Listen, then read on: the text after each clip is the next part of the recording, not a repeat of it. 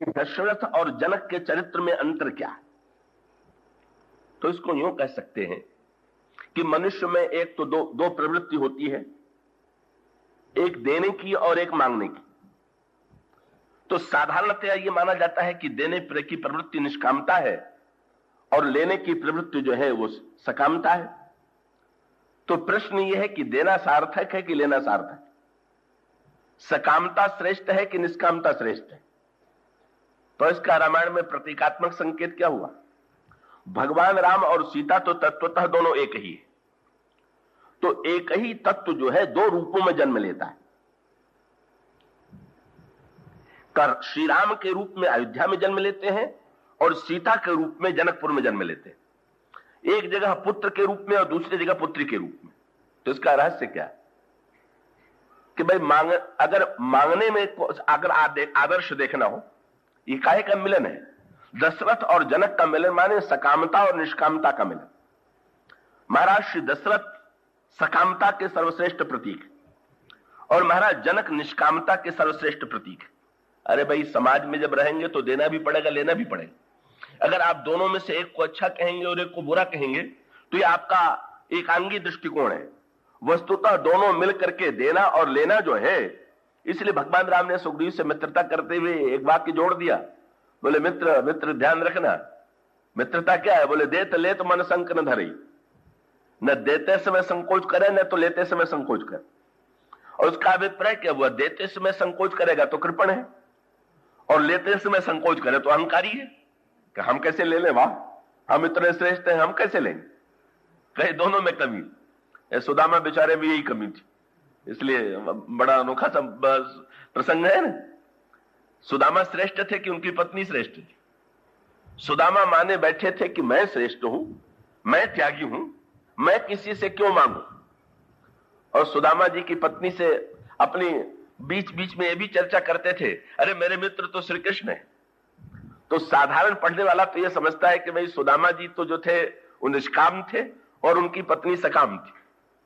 लेकिन आप अंतरंग तत्व की दृष्टि से विचार करिए तो सुदामा जी की अपेक्षा सुदामा जी की पत्नी बुद्धिमान थी।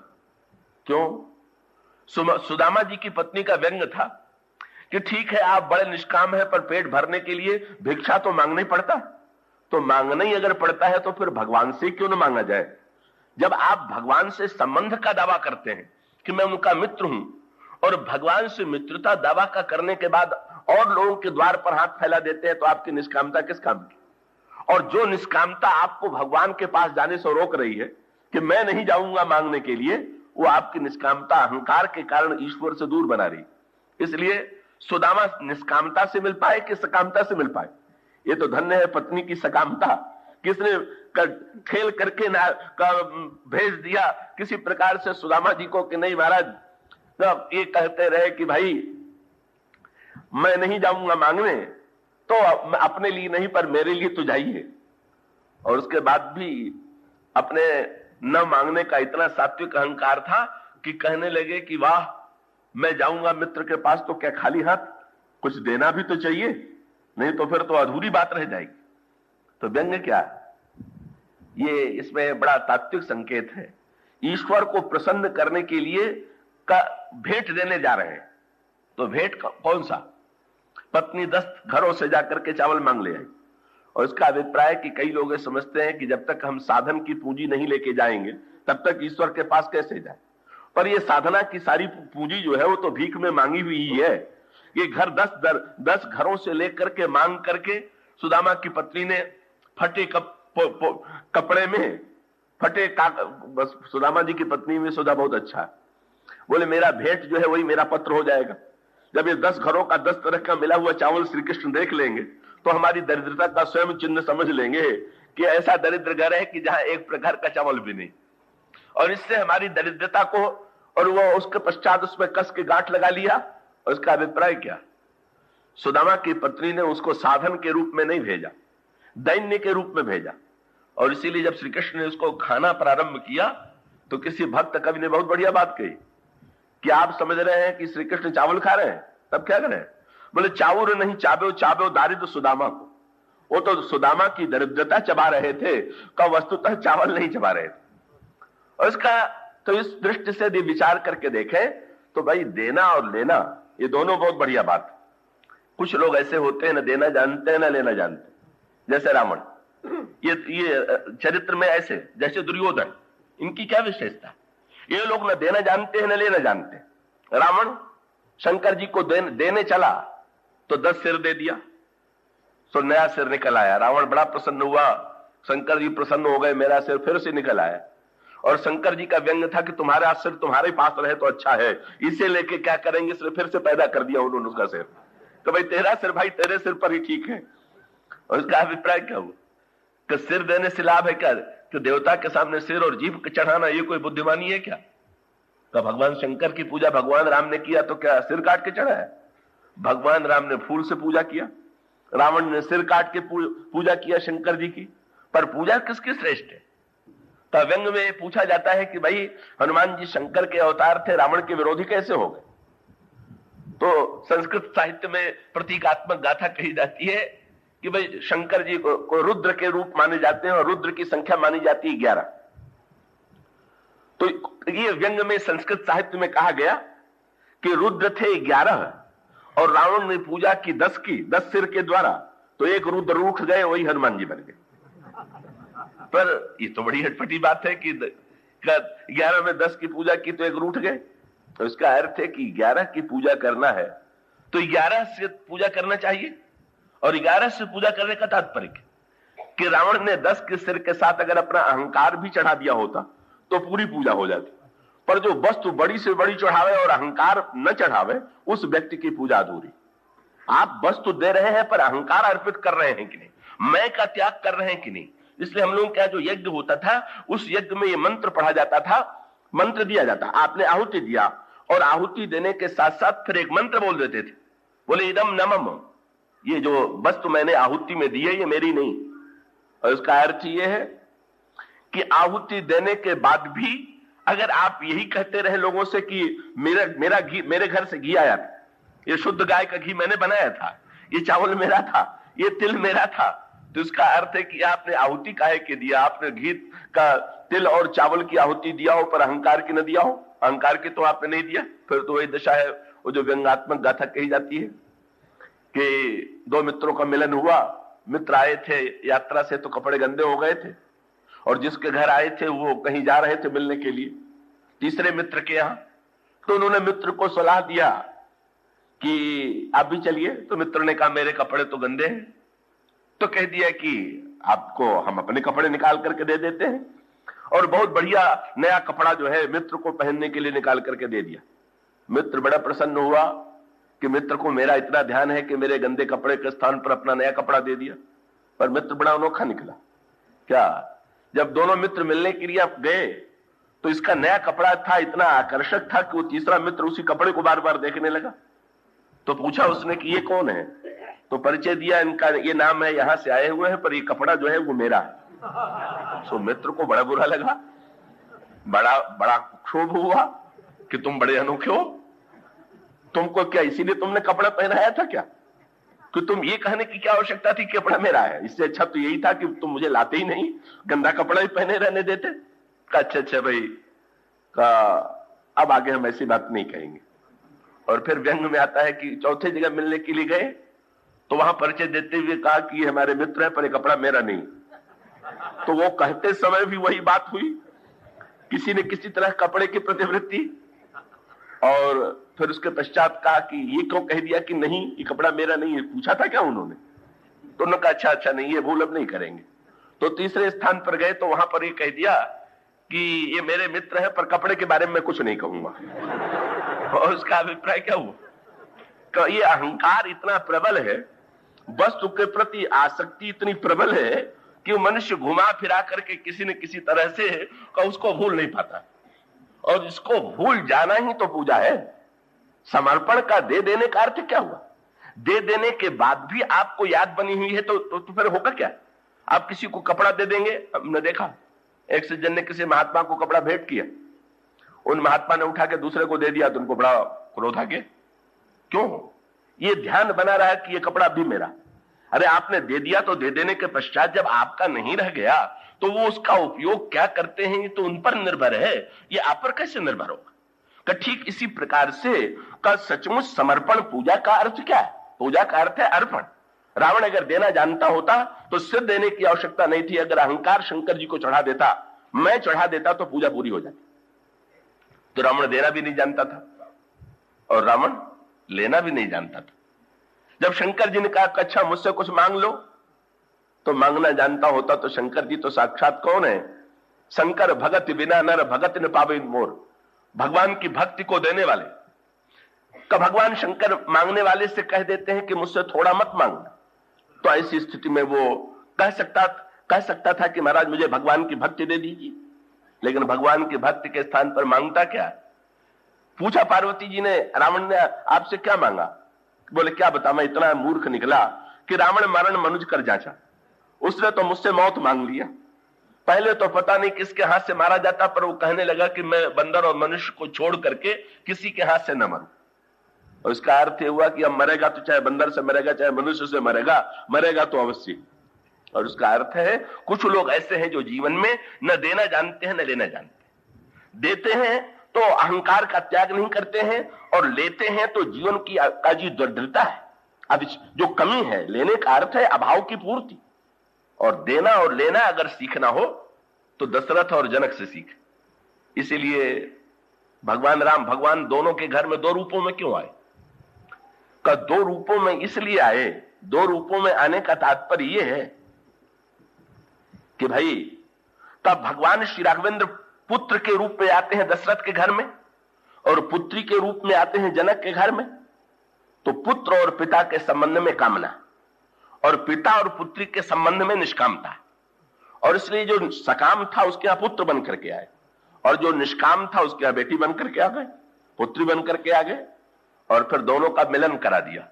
दोनों मांगने में, बोले मांगने वाला हो तो दशरथ के समान। भगवान ने पूछ दिया जब शत्रु मनुष्य क्या चाहते हो, तो बोले महाराज जब दान क्या मांगे हम तो आप ही को मांग लेते, तो मांगना हो तो ईश्वर को मांग ले, और देना हो तो जनक ने जैसा समर्पण किया, जो मूर्तिमती शक्ति को पा लिया और शक्ति को अर्पित कर दिया, इससे बढ़कर के निष्कामता क्या होगी? तो दशरथ और जनक का मिलन क्या है? ये तो सकामता और निष्कामता का, सर्वश्रेष्ठ सकामता दशरथ और सर्वश्रेष्ठ निष्कामता महाराज जनक। इसलिए, और विचित्रता क्या है कि देने में का अगर देने वाले में अहंकार आ गया और लेने वाले में हीनता आ गई तो भी दोनों ने खोया। यहां देने वाले में अहंकार नहीं। तब महाराज श्री जनक कितने विनम्र हैं कि उन्होंने जानकी जी को अर्पित करते हुए कहा कि अपराध क्षमिबो बोल पठयो बहुत हो ढीठो कई। हमने बड़ी ढिठाई किया कि जो आपको अयोध्या से यहां आने का कष्ट दिया, हमें तो चाहिए था कि हम स्वयं अपनी पुत्रियों को लेकर के अयोध्या चले आते, लेकिन आपने मुझे सौभाग्य दिया कि आप मेरे घर पधारे। आप कितने महान। तो एक और देने वाले के मन में निरहंकार और लेने वाले के अंतःकरण में अगर असंतोष बना रहे और प्रलोभन बना रहे, तो महाराज दशरथ जब बारात लेकर के विवाह में गए, विवाह हुआ तो महाराज जनक ने बहुत दहेज दिया। तो दहेज प्रथा वाले बड़े प्रसन्न होते हैं कि रामायण काल से जो चली आ रही है प्रथा, अगर वो है तो उसमें क्या बुराई है। तो लेकिन आप देखेंगे कि उसमें एक अंतर है। गोस्वामी जी ने बताया दशरथ लेते तो हैं। गोस्वामी जी ने कहा जितना का महाराज दशरथ ने दिया उन सबको जनक ने जितना दिया, महाराज जनक ने बोले सब जो है महाराज श्री दशरथ ने बड़े स्नेह से स्वीकार की। लेकिन उसके पश्चात अगला वाक्य तुरंत पंक्ति तुरंत गोस्वामी जी ने दिया क्या? वो लेने के बाद तुरंत क्या किया? बोले भय बख्शी से उबरा तजीन जाचिकन जो जही भावा। जिसको जो अच्छा लगा दशरथ जी ने बांट दिया, जो बचा वही लेकर के लौटे। अगर ऐसा पाना हो कि उसको बांटने की वृत्ति तुरंत हो तो सार्थक है। पर अगर पाने का तात्पर्य केवल अधिकार ही अधिकार है, प्रलोभन ही प्रलोभन है, तो फिर वहां सार्थकता नहीं। दशरथ जी से स्वीकार करते हैं, पाते हैं, और पाने के पश्चात वो समझने का एक तो उन्होंने सब वितरण किया, जिसने जो मांगा उससे दे दिया। और दूसरा संकेत क्या? महाराज दशरथ जब लौट करके विवाह के बाद आए तो रानियों ने पूछा विवाह कैसे हुआ? तो गोस्वामी जी ने कहा उस समय दशरथ जी जब वर्णन करने लगे जनक के द्वारा किए गए विवाह का, तो गोस्वामी जी ने एक अनोखी उपमा चुनी। ये नहीं कहा कि शेष जी की तरह बोल रहे हैं, शारदा जी की तरह बोल रहे हैं। तब बोले प्रमुदित भूप भाट जिम बरनी, जैसे कोई भाट जो है अपने दान देने वाले की प्रशंसा करता है, इस प्रकार से महाराज दशरथ जनक की प्रशंसा कर रहे हैं। और उसका अभिप्राय है कि साधारणतया वर पक्ष के मन में गर्व हो जाता है कि मैं तो श्रेष्ठ हूं, पर वस्तुतः जहां दोनों पक्षों के मन में एक दूसरे के प्रति श्रेष्ठता, इसी ये गाली इसी का प्रतीक है। गोस्वामी जी से पूछा गया गाली का अर्थ क्या हुआ, और फिर विवाह जैसे मधुर प्रसंग में गाली क्यों? तो गोस्वामी जी कहते अमीय गारी गारे गरल और गारी कीन करता, और प्रेम बैर की जननी बुध जाने बुध न गवार। गोस्वामी जी ने कहा गाली जो है या तो बैर को जन्म देने वाली है या प्रेम को जन्म देने वाली, लेकिन जाने ही बुध न गवार, जाने ही बुध न गवार, पर बुध जानते हैं गवार नहीं। गोस्वामी जी चाहते तो गाली वाला प्रसंग निकाल सकते थे, पर गाली के आदान प्रदान में निहित भावना क्या है? का कन्या पक्ष के लोग गाली दे रहे हैं, स्त्रियां गाली दे रही हैं, और वर पक्ष के लोग सुन रहे हैं, प्रसन्न हो रहे हैं। इसका अभिप्राय क्या? वर पक्ष की यह भावना है कि आपने कन्या जैसा दिव्य दान दिया है तो आपका गाली देना भी स्वीकार है, इसलिए आपकी गाली से हमें प्रसन्नता ही होती है। और मानो प्रसन्नता हुई भाई, क्या भोजन में 6 रस होते हैं तो गाली में भी तो कई रस हैं, कड़वाहट है, मिर्चापन है का, लेकिन इसका अर्थ ये हुआ कि चलो मुख से भोजन हो रहा है और कान के द्वारा ये जो आप प्रीति से जब कोई दे रहा है गाली, तो इसका अभिप्राय मानो उस गाली में जो ही मधुरता आ गई, प्रीति आ गई, तो 6 रस हो गया।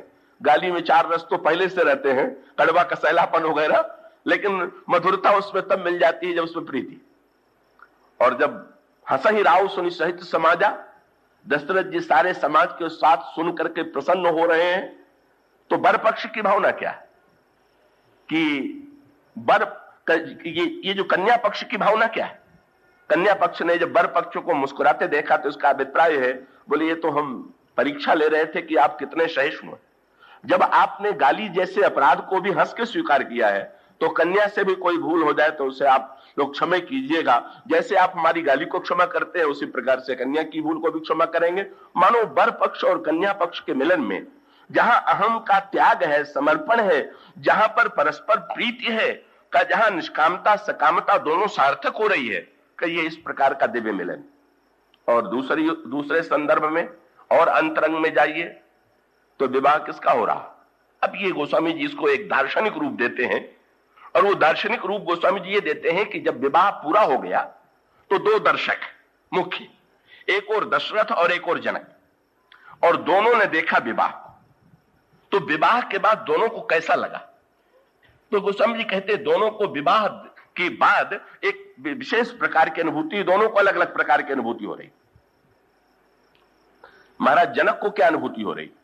गोस्वामी जी विवाह का बड़ा मार्मिक वर्णन करते हैं, उसका हम अगले दिनों में आपके सामने कुछ संक्षेप में प्रतीक के रूप में वर्णन करेंगे। किस प्रकार से विवाह में गांठ जोड़ी गई, किस प्रकार से भावर दी गई। तो साधारणतया संसार में गांठ जोड़े जाने का कोई भी अर्थ हो, भावर का कोई अर्थ हो, लेकिन जब भगवान राम का पीतांबर और सीता जी की चुनरी बांध दी गई तो इसका तात्पर्य क्या? तब ये साधारण बात थोड़ी हुई भाई। साधारण वर कन्या के प्रसंग में तो दोनों का कपड़ा बांध दिया जाता है, कह दिया जाता है कि गांठ दी गई, लेकिन यहां कौन है? बोले ब्रह्म है वर और साक्षात भक्ति है सीता। और जब ये कहा गया कि श्री राम के पीतांबर की छोर को सीता जी की चुनरी में बांध दिया गया, तो इसका अभिप्राय क्या? कि भाई जब छोर मिलेगा तब न बांधा जाएगा। सो ब्रह्म का छोर मिल ही नहीं रहा था, सो भक्तों ने भक्ति देवी की चूनर पकड़ दिया। बोले ब्रह्म की छोर जो है छूने की और पकड़ने की सामर्थ्य तो आप में है, जब तक आप अपने कृपा न करें। इसका अर्थ है ब्रह्म सिमटता किसके द्वारा? ब्रह्म तो असीम और अमाप है, उसको बस भक्ति की चूनर मिल जाए पचरंगी। ब्रह्म का पीतांबर तो करंगा है और भक्ति देवी की चुनरी पचरंगी। और पचरंगी माने ये भक्त के जो पंच भाव है, यही पचरंगी चूनर। और इसका अभिप्राय है जो व्यापक ब्रह्म है वो भक्ति की भावना के पचरंगीपन के कारण अब क्या हुआ बोले अब सिमट करके उसका छोर मिल गया, जिसको लोग कहा करते थे ब्रह्म का छोर नहीं मिलता। बोले विवाह के मंडप में जनकपुर में उस ब्रह्म का छोर मिला, और वो विवाह का मंडप में छोर ही नहीं मिला का वो ब्रह्म जो था वो भक्त के का अंचल में बन गया, और बने ही नहीं गया। अब फिर भावरी होगी, और भावरी में भी क्रम क्या है, कब कन्या आगे और वर पीछे चला। भक्त बड़े प्रसन्न हुए, बोले अब ठीक निश्चय हो गया कि जिधर जिधर भक्त देवी चलेंगी उधर उधर ईश्वर को चलना पड़ेगा। आज तक ब्रह्म का कर्म बंधन में संसार को बांधे हुए था, पर अब बंध गया और भक्ति की प्रीति बंधन में बंध करके पीछे पीछे चल रहा है। यही तो अपेक्षित। और उस विवाह में का फिर उसके पश्चात भगवान राम श्री सीता जी के माथे में सिंदूर लगाते। गोस्वामी जी ने बड़ी मीठी बात लिखी। भगवान राम ने जब सीता जी के माथे में सिंदूर लगाया तो बड़ा विचित्र वाक्य लिख दिया। आज तक कभी कभी जो गहराई में रस नहीं ले पाते वो घबरा जाते हैं। गोस्वामी जी कहते हैं, जब भगवान राम ने राम सीय सिर सेंदूर देही और शोभा कहीं ने जाई विधि केही, अरुण पराग जलज भरि नीके, शशि भूष आहि लोभ अमीक। भगवान राम ने जो ही सीता जी के माथे में सिंदूर लगाया, तुलसीदास जी की कविता उमड़ पड़ी। कविता तुलसीदास जी ने कहा क्या, मुझे ऐसा लगता है कि सांप भगवान राम की भुजा को उपमा दे दी सांप की, और वो जो सिंदूर है उसको कहा उन्होंने कमल का पराग है, और सर्प जो है वो कमल का पराग लेकर के चंद्रमा को भूषित करने के लिए जा रहा। तो अटपटापन क्या लगता है कि भगवान राम पहली बार तो सीता जी का स्पर्श कर रहे हैं, और इसी समय तुलसीदास जी को उपमा मिली तो भगवान राम के भुजा को सर्प बना करके, ये तो बड़ा ऐसा लगता है कि समय अनुकूल उपमा नहीं। अरे भगवान राम की भुजा को केवल कमल बनावे, पर गोस्वामी जी कहते हैं शशि भूष अहि लोभ अमीक। पर गोस्वामी जी बड़ी मीठी बात कहना चाहते हैं। क्या बोले, सर्प जा रहा है पर काटने थोड़ी जा रहा। तब गोस्वामी जी कहते हैं, जैसे सर्प अमृत के लोभ से चंद्रमा को अरुण पराग से भूषित करने जा रहा है। एक वस्तु चंद्रमा के पास नहीं थी और एक वस्तु सर्प के पास नहीं थी। आज दोनों अपनी कमी दूर करने जा रहे हैं। सर्प कौन सी भेंट लेकर के जा रहा है? बोले अरुण पराग, कमल का पराग। सिंदूर क्या है? बोले मानो कमल का पराग। वो समझी का व्यंग्य क्या है कि चंद्रमा ने सब कुछ देखा पर आज तक कमल का पराग नहीं देखा, क्योंकि जब चंद्रमा निकला तो कमल सिमट गया और कमल बंद हो गया तो उसका पराग दिखाई देना बंद हुआ। इसलिए कभी का चंद्रमा ने कमल का पराग नहीं पाया। और सर्प में, सर्प जो है वो का विष वाला है, उसमें अमृत नहीं है। पर गोस्वामी जी कहते हैं कि नहीं, आज जो है चंद्रमा में अमृत था, उसको पाने के लिए जब भेंट क्या लेकर के चले तो एक अनोखी भेंट ले लिया। एक अनोखी भेंट लेकर के सर्प जा रहा है, शशि भूष अहि लोभ अमी के। इसकी विशेष चर्चा हम फिर कल करेंगे, केवल एक सूत्र दे दें इस प्रसंग में। क्या गोस्वामी जी कहते हैं शशि भूष अहि लोभ अमी में बहुत बड़ी बात कहे। सिंदूर क्या माना जाता है? सिंदूर सौभाग्य का अखंड चिन्ह माना जाता है। तो सिंदूर का चिन्ह ये विशेष रूप से महत्वपूर्ण है। वो तो हनुमान जी को सिंदूर जो लगाया जाता है, आपने उसके प्रसंग में कथा सुनी होगी। कहा जाता है जब वन से लौट करके हनुमान जी आए तो लौट करके आने के पश्चात अपने नित्य के नियम के अनुकूल जब प्रभु विश्राम के लिए चले तो हनुमान जी भी पीछे पीछे चले। सो सेविकाएं जो थी वो महल में उन्होंने रोक दिया कि बाहर रुकी। हनुमान जी ने पूछा क्यों? तो उन स्त्रियों ने अपने माथे के सिंदूर की ओर संकेत किया कि यहां पर तो जो सीमंत धारणी सिंदूर धारणी स्त्रियां हैं वही जा सकती हैं, तुम जैसे लोग नहीं जा सकते।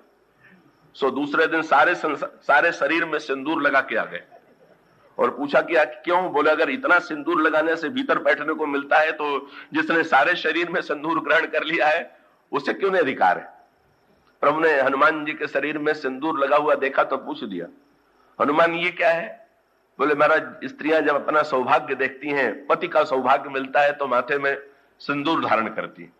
सो जिसको जिस पति को सौभाग्य पति मिला वो सौभाग्यशाली है, और जिसको मुझे तो आप जैसा जगत पति मिला तो मुझ जैसा सौभाग्यशाली कौन होगा? इसलिए मैं अगर सिंदूर लगाता हूं तो ये चिन्ह बिल्कुल ठीक। हनुमान जी मानो उसमें प्रतीकात्मक सौभाग्य, क्या सिंदूर को सौभाग्य का चिन्ह मान लिया गया इस पूर्व वर ने कन्या के माथे में। और बढ़िया बात क्या, जब सिंदूर वर देने लगता है तो लगता क्या है कि वर दे रहा है और कन्या ले रही। पर गहराई में बैठ करके देखिए तो पता ये लगता है कि बर दे रहा है कि बर ले रहा है। क्यों? बर सिंदूर दे रहा है, पर गहराई से देखिए तो ले रहा है। क्यों? पत्नी ने पति को प्रणाम किया और प्रणाम पा करके पति ने प्रसन्न होकर के आशीर्वाद दिया, सौभाग्यवती भव। तो उसने अपने को आशीर्वाद दिया कि पत्नी को आशीर्वाद दिया? सौभाग्यवती भव का अर्थ है मैं जीवित रहूं, यही तो अर्थ हुआ। और इसका अर्थ है कि वस्तुतः ये देना क्या है तो स्वयं ले नहीं है। पर यहां गोस्वामी जी कहना क्या चाहते हैं? भगवान राम की भुजा को सर्प क्यों बनाया? सर्प काल का प्रतीक, जिसको डस ले उसकी मृत्यु हो जाए। पर गोस्वामी जी का अभिप्राय क्या है? बोले यहां जो काल मारने वाला है वही जब सौभाग्य दे रहा है तो अखंड सौभाग्य होने में कोई संदेह ही नहीं। जहां सर्प जो है काल स्वयं सौभाग्य का चिन्ह लेकर के जा रहा है, इस प्रकार से इस विवाह का मंडप क्या है? गोस्वामी जी कहते हैं सुंदरी सुंदर वरन सह सब एक मंडप राजही जनु जीव उर चारु अवस्था विभुन सहित विराजही। दर्शन का ये पक्ष। और दूसरी ओर जब दशरथ जी देखते हैं तो मुदित अवधपति सकल सुत बधुन समेत निहार जनु पायो महिपाल मणि किरण सहित फलचार। ये चारों अवस्थाओं का चारों स्वामियों से मिलन है और चारों फलों का चारों क्रियाओं से मिलन है। और इसीलिए गोस्वामी जी महाराज श्री जनक के मंडप की तुलना जीव के हृदय से करते हैं। महाराज जनक का मंडप क्या है? मानो हमारा आपका जो हृदय है, हमारा आपका जो अंतःकरण है, यही जनक का मंडप है। और इस अंतःकरण के मंडप में ये जो 4 वर और कन्याओं का परिणय है, इसके लिए शब्द कहा गया जनु जीव सुंदरी सुंदर वर्ण सह सब एक मंडप राजही जनु जीव उर चारु अवस्था विभुन सहित विराजी। सुंदरी सुंदर वरों के साथ एक मंडप में उसी प्रकार से विराजमान है जैसे जीव के अंतःकरण में चारों अवस्थाएं अपने स्वामियों के साथ विराजमान। तो उसमें पहला अंतर जो हम और आप नित्य जीवन में देखते हैं कि 3 अवस्थाओं का जहां तक परिचय है वो हमें आपसे हमारे आपके जीवन में नित्य होता है। कि 3 अवस्थाएं हैं। एक तो जागृत अवस्था, जब हम और आप जाग रहे होते हैं तो जागृत अवस्था। जब गहरी नींद में सो जाते हैं तो सुषुप्ति अवस्था। और गहरी नींद में सोते हुए जब अचानक स्वप्न देखने लग जाते हैं तब उसको स्वप्नावस्था कहते हैं। पर गोस्वामी जी ये कहते हैं कि वस्तुतः अवस्थाएं 3 नहीं है, 4। और जैसा कि कल आपके सामने कहा गया था कि सबसे पहले श्री सीता जी और भगवान राम का विवाह संपन्न होता है और उसके बाद तो तीनों भाइयों का विवाह बड़ी सरलता से पूरा हो जाता। अब इसका तात्पर्य क्या है कि जिन तीनों अवस्थाओं को हम और आप जीवन में देखते हैं उनकी चिंता छोड़ करके पहले चौथी अवस्था जो है उसी को खोजने की चेष्टा करें। और जब जीवन में उस चौथी अवस्था की खोज करने में हम और आप समर्थ हो जाएंगे और चौथी अवस्था का अपने स्वामी के साथ मिलन संपन्न हो जाएगा, तब उसके पश्चात हम लोगों के जीवन में जो अन्य तीनों अवस्थाएं हैं वे भी सार्थक हो जाएंगे। तो ये जो चौथी अवस्था है जिनकी तुलना श्री सीता जी से की गई, तो जागृत स्वप्न सुषुप्ति के साथ साथ एक चौथी अवस्था का नाम लिया गया तुरीय अवस्था। श्री सीता क्या है? ये तुरीय अवस्था। अब अगर इसको दृष्टांत क्रम से समझना चाहें तो यूं कह सकते हैं